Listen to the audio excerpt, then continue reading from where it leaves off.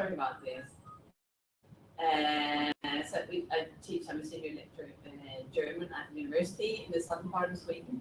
And unfortunately, my colleague Christine Fredriksson couldn't take part because University of Gothenburg doesn't finance participating in conferences anymore, which is a very sad story.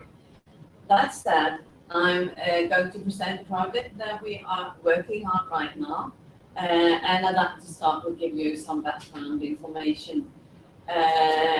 Maybe I suppose you heard about the report from the European Commission in 2012 regarding language skills of European 15-year-old students in an L3, and that showed that Swedish students achieved very low results in all skills in the so-called modern languages, foreign languages, after 2 or more years of teaching. And in Sweden, they looked at the largest third foreign language in each country, and in Sweden this is Spanish. And in Sweden, English is the first foreign language, as in many countries in Europe. And at the age of 12, students start with their second foreign language, which is in Sweden most of the time Spanish, German, French. In a few schools, Chinese and Italian. Writing, which we are looking at, tends to be neglected skills in students L3, and they are given few opportunities to produce text in that L3.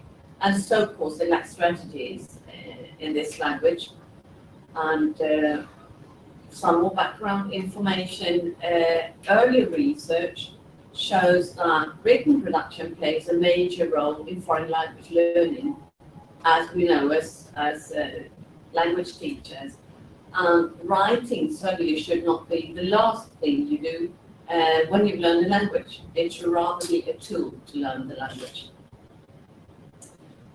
In a study by Akanyaka and Ellis, students concluded that it was less sufficient to just discuss corrections in group compared to correct and revise their text.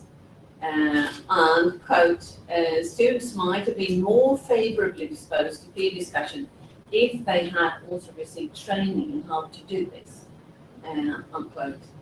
To our project, in our study, forthcoming, we decided to investigate how process-oriented writing could be implemented in a language class and how this work affects students' text production in German as a foreign language, as we are both teaching German at university. Process-oriented writing is not a new concept, neither in Sweden, but it has mainly clearly been applied in Swedish and English. And why did we choose to work with process-oriented writing? It requires more focus on form. It creates an awareness of the language. It gives you more time for reflecting and rewriting.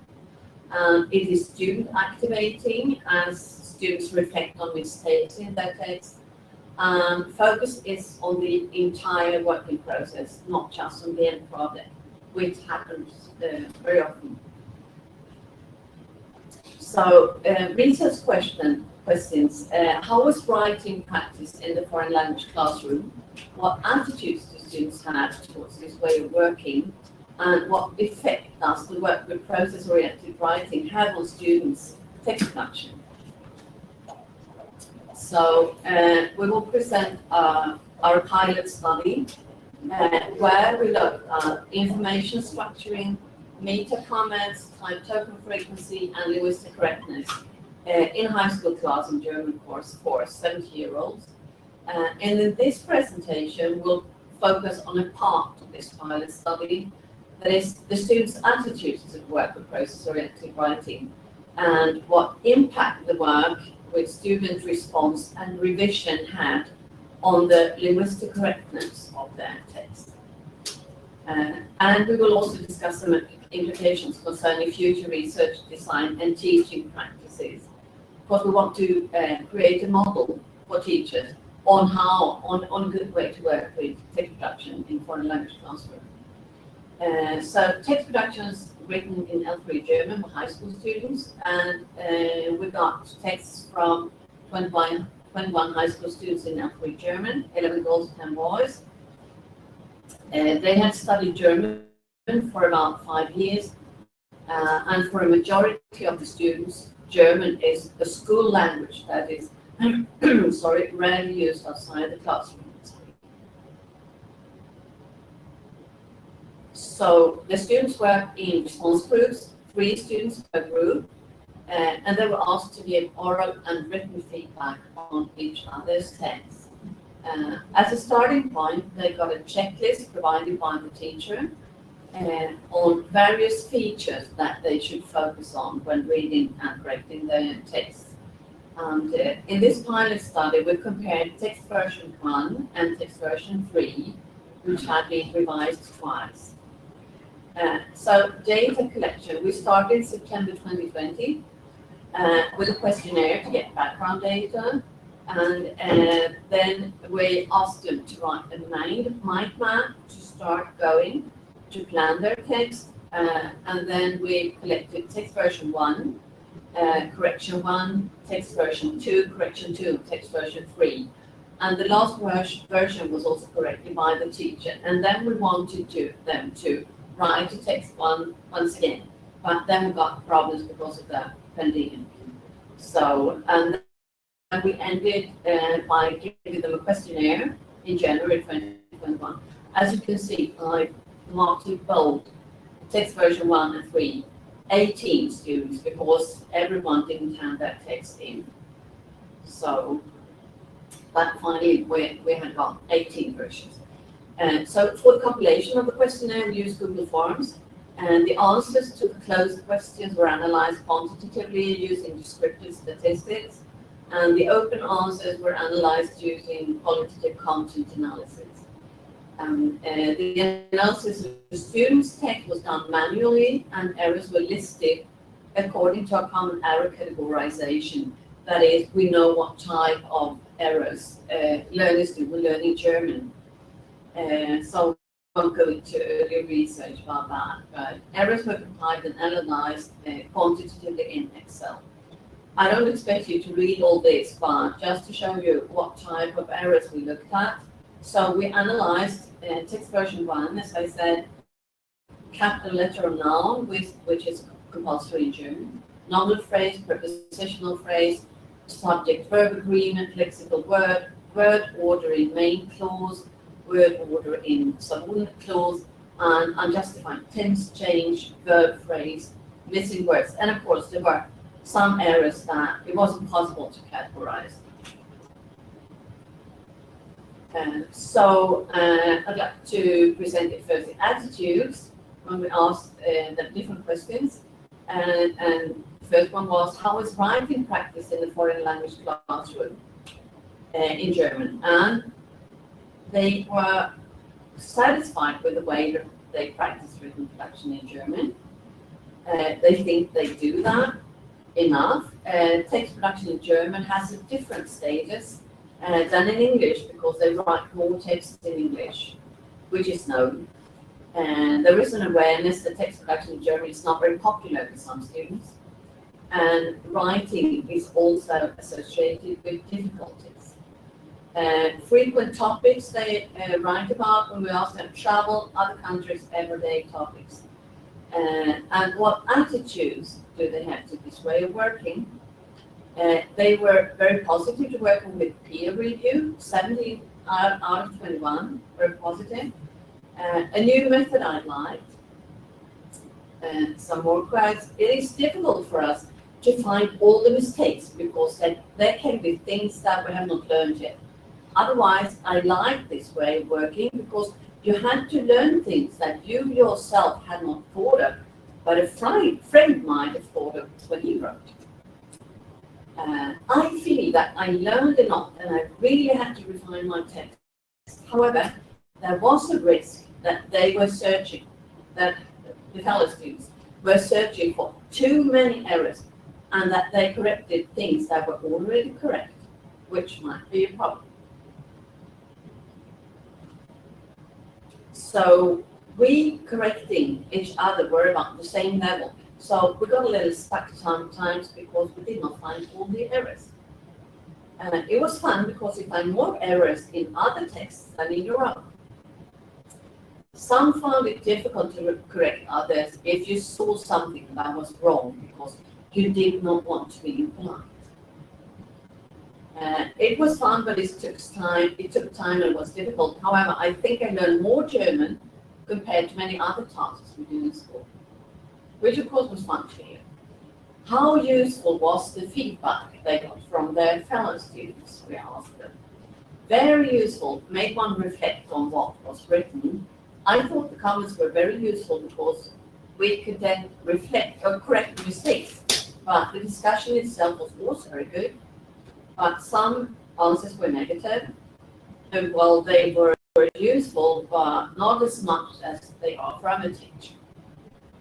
Not useful. We didn't get much help, but when I got the text back from the teacher, there were still many errors. Either my group did not want to be mean, and did not correct, or they did not care. And so what effect did the work with process-oriented writing have on their text productions? So we gave them different answers to choose between. To plan my text, many of them thought that was good, 43%. To think more about the content and structure of the text, 67% said. Linguistic accuracy, to be aware of one's mistakes and difficulties. That was the most important thing they learned. And then we asked them if they had changed their way of working when writing text in German. And the majority said that they had become better at planning their texts, also in other languages, which was meant. They try to rhyme coherently, they try to avoid expressions they cannot write correctly, and they think more about their writing as they write. Some quotes again, I'm starting to get them a lot more careful, and I really think about what I write. I have a structure, and I know roughly how to dispose the text I write. So let's look at the percentage of errors in the various error categories in text 1. Failure in writing capital letter or nouns is the most frequent error. It shouldn't be difficult. And why it's difficult, that's another discussion. Errors in nominal phrase, errors in prepositional phrase, lexical word, subject-verb agreement, 12%. These errors together account for about 77% of all errors. So when we look at the results, the number of errors in the various error categories, the number, not percent, but the number of errors. Text 1, capital letter noun, 180, and you can see that that got better, but it doesn't look very good. So the blue stables are text 1, the red text 3. And we got quite disappointed when we saw that the texts hadn't got better after having revised them twice. But there were 680 out of 902 errors left. 72% of the errors were left after the students had revised their text twice. Errors regarding subject-verb agreement decreased by a third. Capital letters or nouns decreased by 50%. But there were few improvements regarding errors in nominal phrases and prepositional phrases. And many of these errors remained. Few changes have been made to the main and subordinate clauses of the word order. So remaining errors, 8%. Summary and conclusions. Questionnaire the attitudes and the effect of peer review and revisions on the linguistic correctness of the text. To sum up, their attitudes, they are positive about the way work with process writing. They appreciate planning and having time to reflect. They learn a lot by paying attention to both their own and others' mistakes. But they also say it's difficult to correct. They rely on other people's feedback. It's time-consuming. You do not want to be unpleasant and criticize too much. And disappointment when many errors remain after the teacher's correction, of course.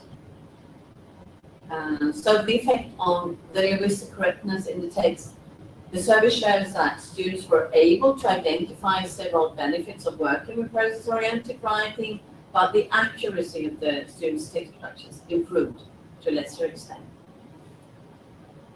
The checklist turned out not to work as intended, as 75% of the errors still remained.